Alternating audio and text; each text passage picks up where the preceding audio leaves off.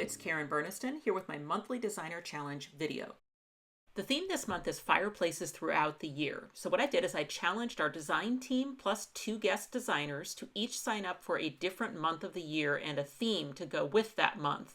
And then I asked them to use the Fireplace Pop-up to craft a card fitting that month and theme.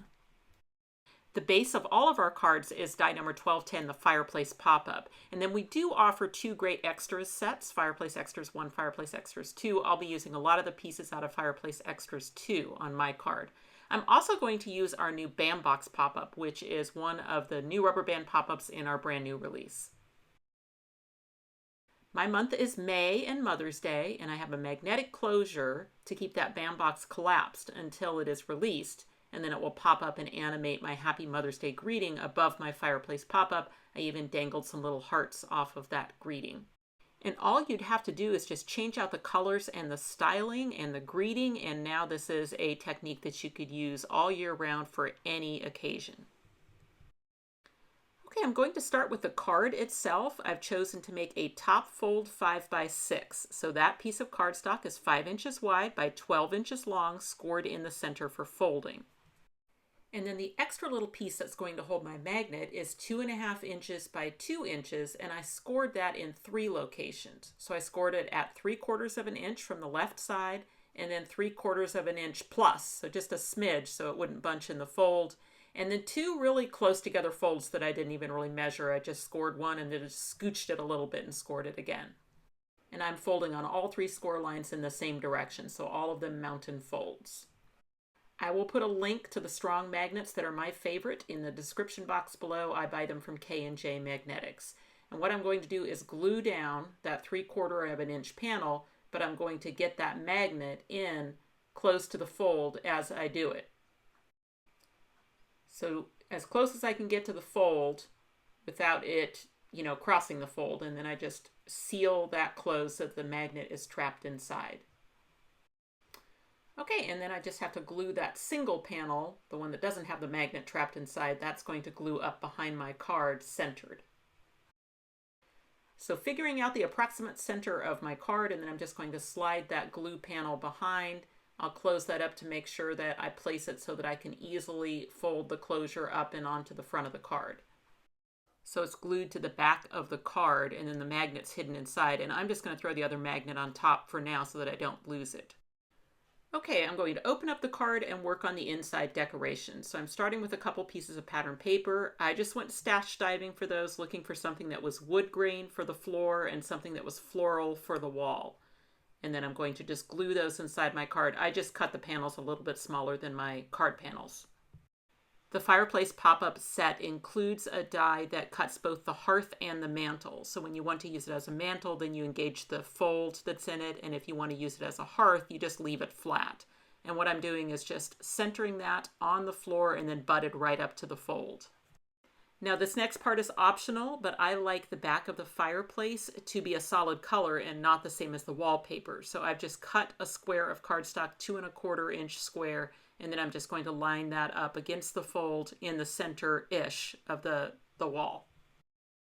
The fireplace die itself has a cool brick emboss feature on it. It's optional, but if you run that die through your die cutting machine with an embossing sandwich instead of a cutting sandwich, then what it'll do is it'll just push all of the cardstock up through that brick pattern and you'll get raised bricks on the fireplace.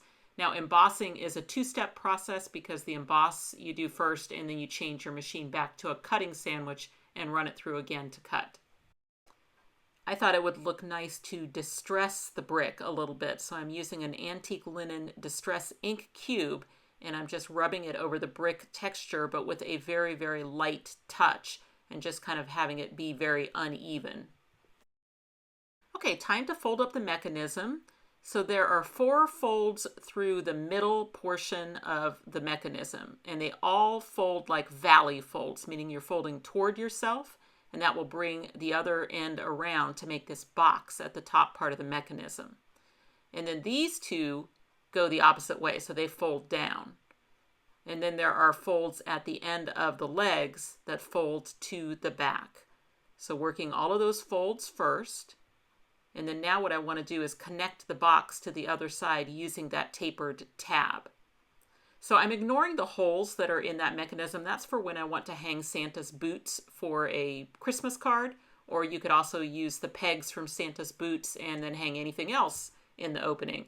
But in my case, I'm not going to have anything dangling in the opening, so I'm just connecting the box, and then I like to work it in both directions. Work those folds so they're nice and loose, and they work nicely both ways.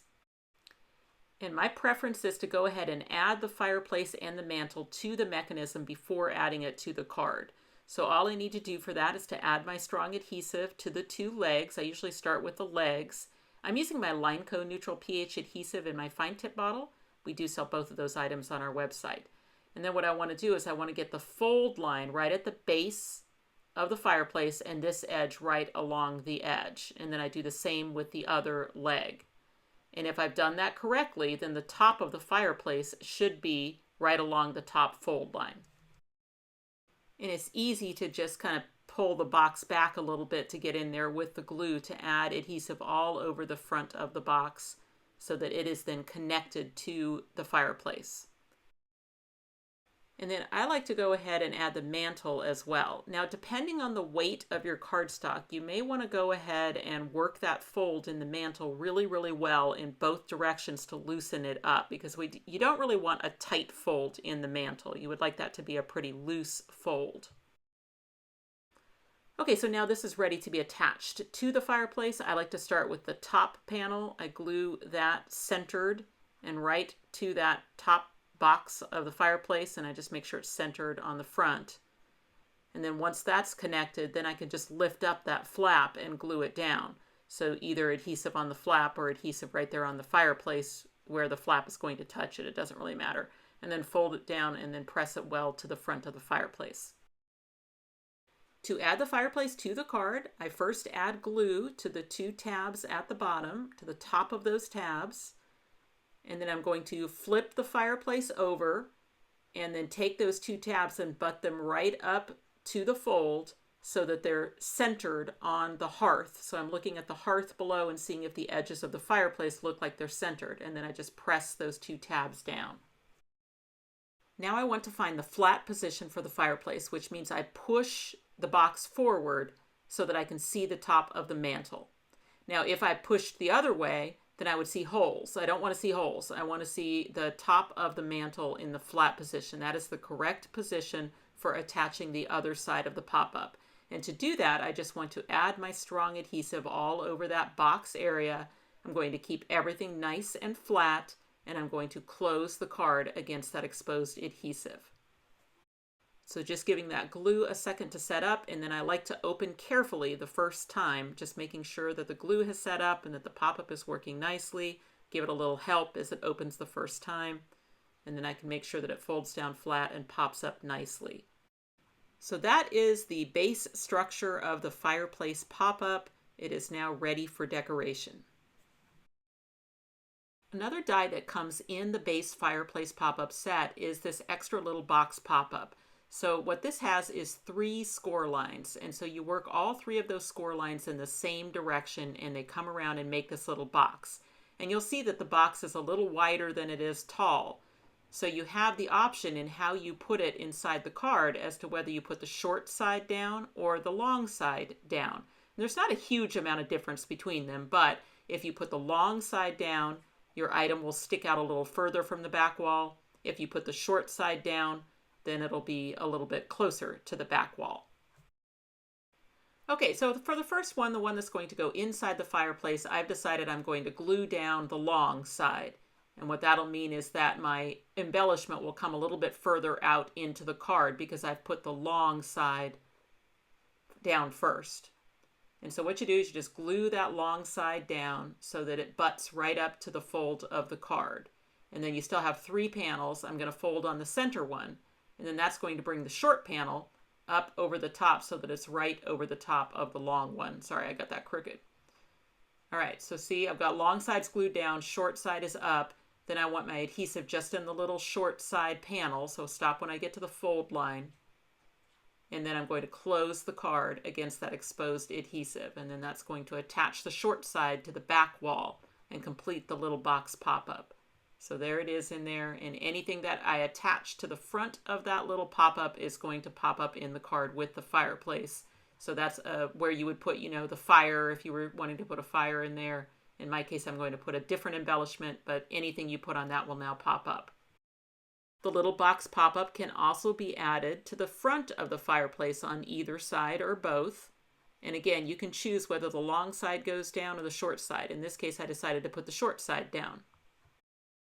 You can also put box pop-ups up on top of the mantle, just butting up to the back wall and then holding them closed while you carefully close the card. Now I can see that the one on the right, I did not start my tab all the way at the back wall, and so I've got a little bit of a crooked pop-up there on that right one. So I will see if it bugs me when I've added the embellishment. If so, I'll just pull it off and do a little bit better job. And the answer is yes, it bugs me. It's leaning a little bit too far back, and it's just because the base of that pop-up didn't start at the wall. So I'm just going to carefully peel it off of there and make sure that I start at the wall. Okay, redone, looks better. Now it's straight and I can add my picture frame. So what I did is I used Fireplace Extras 2. There's a picture frame in it, and I just cut the square out of some floral pattern paper that I had in my scrap bin and then added white frames over the top. Then 3 more dies from Fireplace Extras 2, the basket, the flowers, and the house plant. And what I've done is I've cut the set of 6 flowers out of 4 different colors of cardstock, and I picked those colors by looking at the pattern paper for my wallpaper and trying to find cardstock colors from the scrap bin that were close. So I ripped the leaves off of the houseplant so that they would be individual, and then since all of my flowers were put on score tape before die cutting, those are stickers, so then I can just pick them up and move them into the basket to make an interesting little bouquet of flowers in the basket. So then the only thing about having those flowers be sticky is that I do plan to put this on a pop-up. So anywhere on the back where the flowers are still sticky, I want to powder those so that they will not stick down my pop-up when I add them inside the fireplace. Just a little adhesive on the front of that pop-up that's inside the fireplace, and then I just press the basket to it. Also from Fireplace Extras 2, I made a pot of flowers to attach to the left side of the fireplace. And then for the right side, I used the watering can out of our Garden Charms die set and then filled it again with those same flowers and leaves. I scored some white cardstock in 2 locations pretty close together and then cut those into about 1.5 inch long strips that I can glue in to be baseboards on either side of the fireplace. So definitely an optional thing, but I just think it just adds a little something to the room when you add baseboards at the base of the wall. Okay, time to use that new Bambox pop-up, and it does come with all of those great decorator dies as well. I took the 2 largest shape dies out of that set and glued them to each other to be the rug for my room. And I wanted to be able to sign the card somewhere, and the brown paper was a little dark, so I'm adding a 1-inch strip of the cream cardstock along the bottom, and then I'll just add a thin strip of brown cardstock over the seam. Then I'll glue my rug down, centered in the remaining floor space. For a greeting, I'm going to use our Happy Mother's Day script die, and what I like to do is just take a Post-it note and mask off the bottom words so that I can use ink to add some shading to just the bottom half of each word. So I do that for the top word happy, then I move the Post-it note down, and then I can do Mother's, and then I don't need a Post-it note at all to do the word day. And then there is a heart that's built into the piece, so if I put a little scrap of pink cardstock over just the heart area of the die and then trim it out, then I can change the color of the heart. And that die set does come with a shadow for the greeting as well, so I've cut that out of the same wood grain as the floor. The Bambox die set includes 2 Bamboxes. I only need 1 of them for this card, and it also includes a die that will cut decorator rectangles to fit the Bambox. So I've cut 2 of those out of the same color as the wallpaper. Okay, it is so easy to fold up this die set. The first thing you want to do is just put the crescent at the top and then just start working the first 3 folds as mountain folds. So 1, 2, 3 mountain folds. All right, that means you're folding away from yourself. Then the next one is a valley fold, and that brings those two sets of holes together. And then you finish out with two more mountain folds. So it's mountain, mountain, mountain, valley, mountain, mountain. And the valley itself gets sealed with adhesive. So you just go in there with your glue and seal down the valley, and then that will make it, instead of having 4 holes, now you're just going to have 2 because you're going to bring those together. On our website, under Tools and Accessories, you will find little baggies of number 8 rubber bands and number 12 soft stretch rubber bands.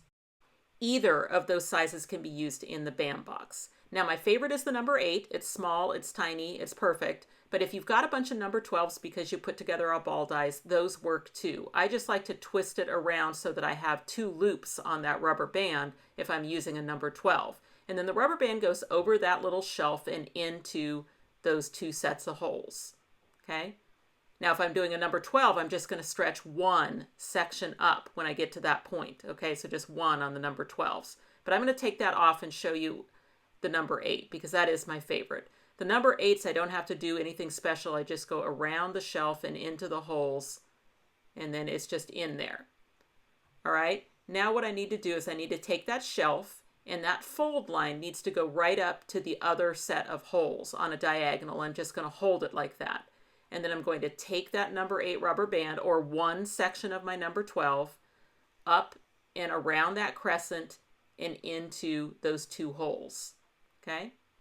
So that's all there is to it. Now I want to put that crescent right back where it started again. So the crescent is only cut out to give access to the holes, but then I want to put it back where it started again and add my glue all over that side as though it were solid.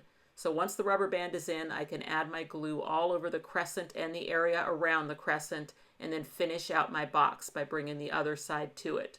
I can reach inside the box to give it good pressure, or I can flatten the box to give it good pressure. And that is all there is to it. It's just that cute little springy box that will pop up whatever you put on it.